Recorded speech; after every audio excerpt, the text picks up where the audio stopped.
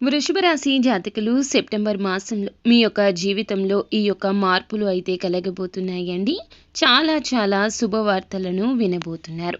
అంతేకాకుండా ఈ మాసంలో అదృష్ట లక్ష్మీదేవి తాండవం మీ ఇంట జరగబోతుంది. అలాగే గ్రహ మార్పుల వల్ల ఈ మాసంలో ఇప్పటి వరకు ఉన్న కొన్ని దోషాలు తొలగిపోతాయి.